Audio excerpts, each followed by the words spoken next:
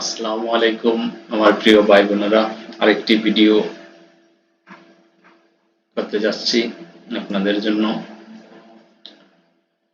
মূলত এই ভিডিওটা হবে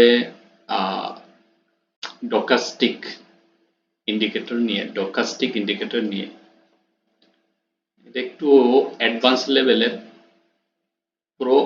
লেভেলের ইন্ডিকেটর। তো এটা নিয়ে একটু ডিসকাস করব। আগে কারেন্সি পেয়ারটা আপনাদের বলি। এই কারেন্সি পেয়ারটা হলো জিবিপি ইউএসডি। আমি একটু লেখা দিই, তাহলে সুবিধা হইল। জিবিপি ইউএসডি আর daily time frame. GBP USD pound, GBP মানে পাউন্ড, ইউএসডি মানে ডলার। জিবিপি ইউএসডি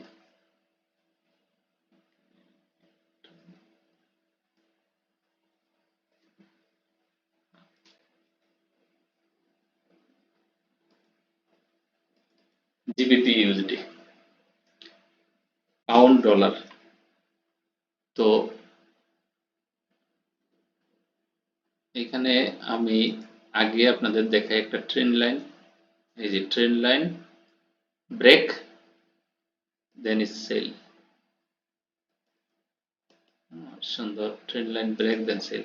আচ্ছা, আমরা যে ইন্ডিকেটরটা দেখাবো ডকাস্টিক। তো আমি সোজাসুজি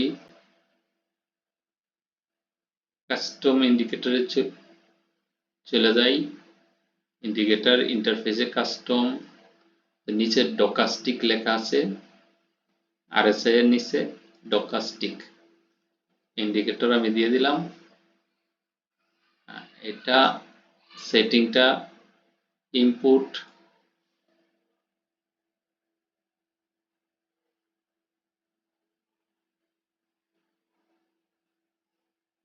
ইনপুটটা আমি চেঞ্জ করে দিই। ইনপুটটার ভিতরে কি আছে আমি বলতেছি। প্রথমে আছে কে পিরিয়ড। তো কে পিরিয়ডটা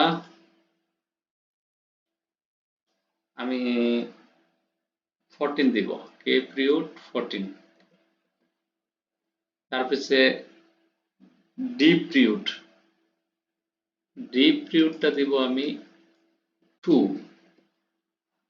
তারপরে আছে স্লোয়িংটা আমি দিব 7।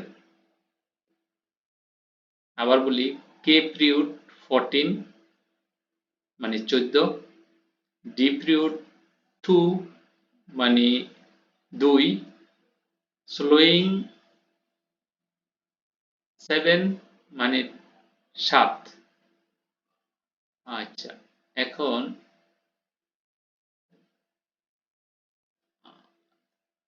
ইনপুট হয়ে গেল লেভেলটা আমি সেট করব 20।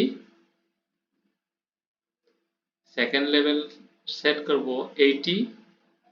আরেকটা লেভেল আমি অ্যাড করে দিব 50।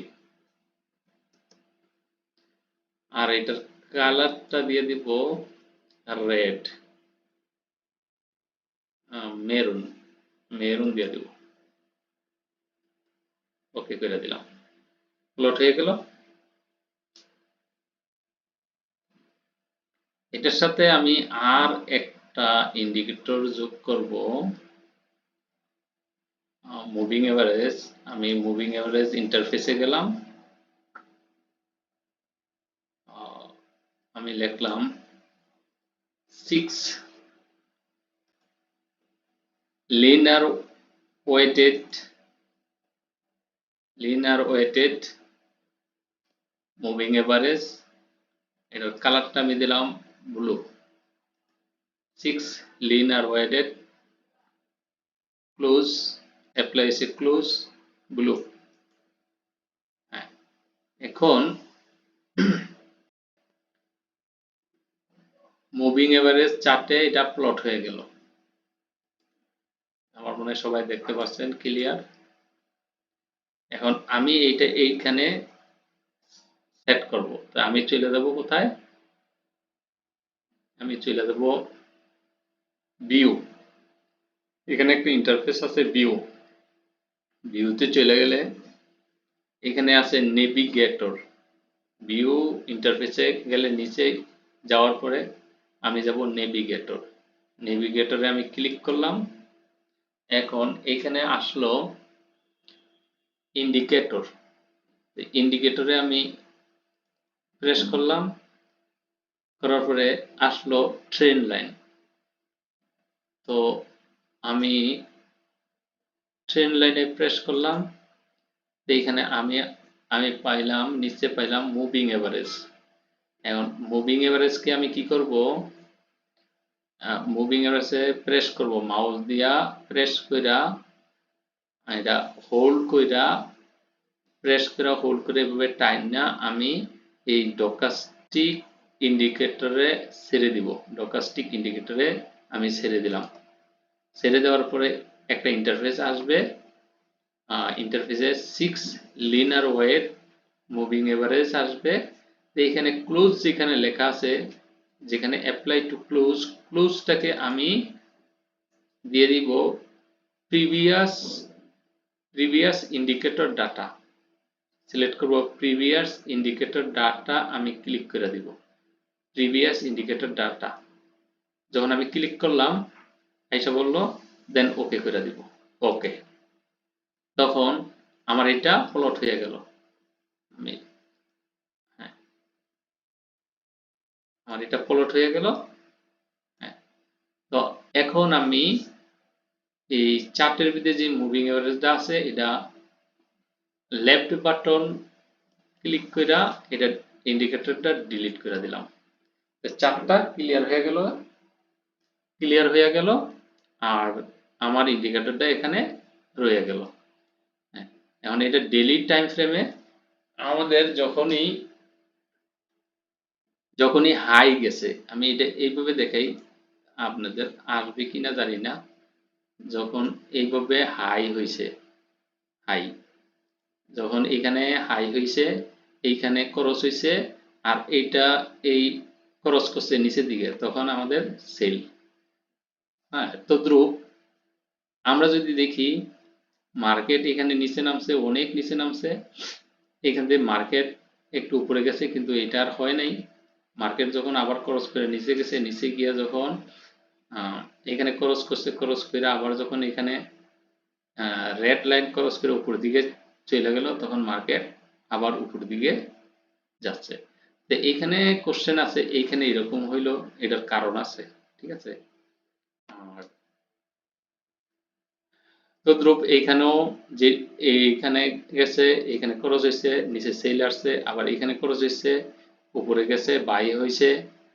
হ্যাঁ, তো এখানের আরেকটা সিক্রেট জিনিস হলো, এই জিনিসটা আমি সহজভাবে দেখাই, আমরা বাই সেল এই ইন্ডিকেটর দিয়ে কিভাবে নির্ণয় করব।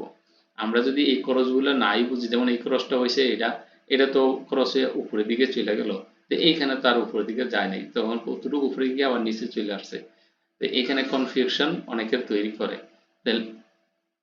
এই ক্ষেত্রে আমরা একটা প্রফেশনাল অ্যাডভান্স লেভেলের এটা একটা ইন্ডিকেটর, যত বড় বড় ট্রেডার আছে এটা ফলো করে, ঠিক আছে, বিগিনাররা ফলো করে না।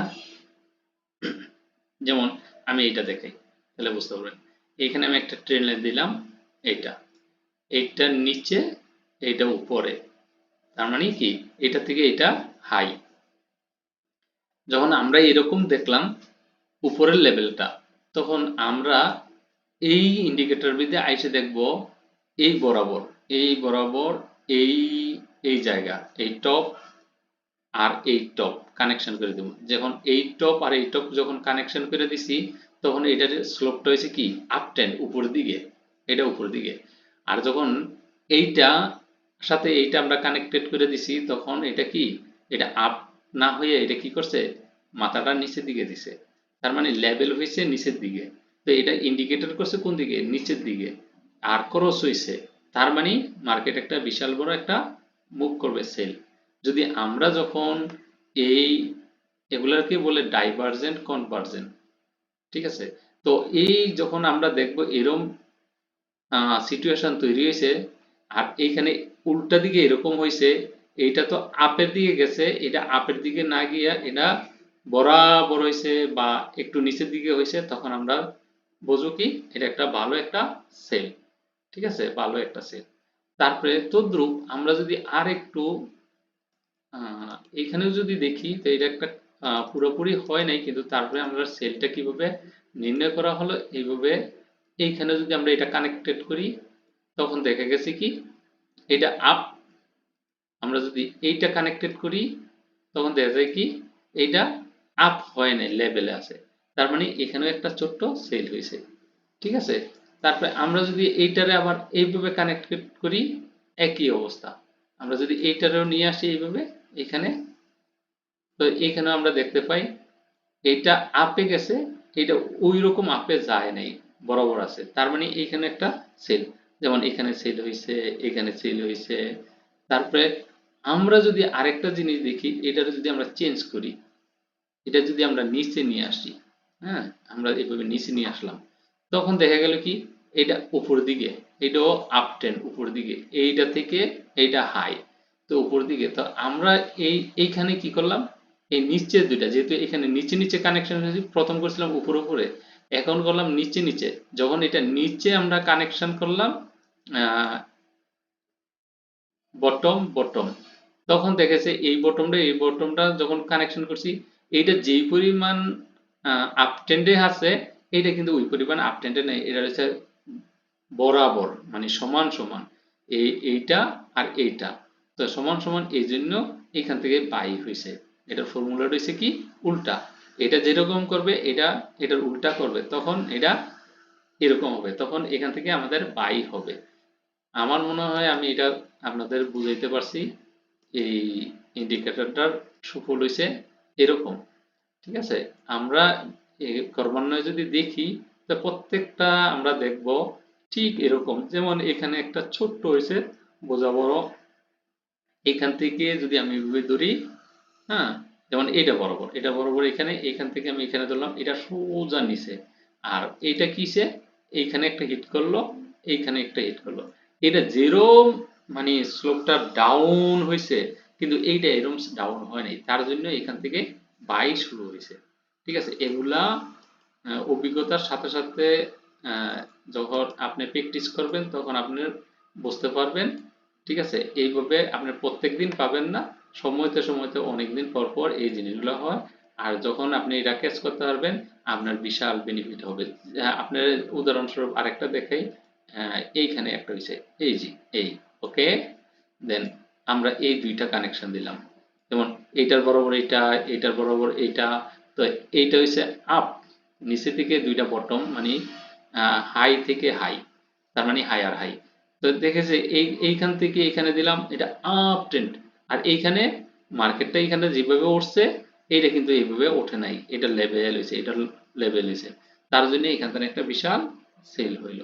ঠিক আছে, তারপরে এইভাবে আমরা আহ, আমাদের ইন্ডিকেটর গুলা কাজ করে।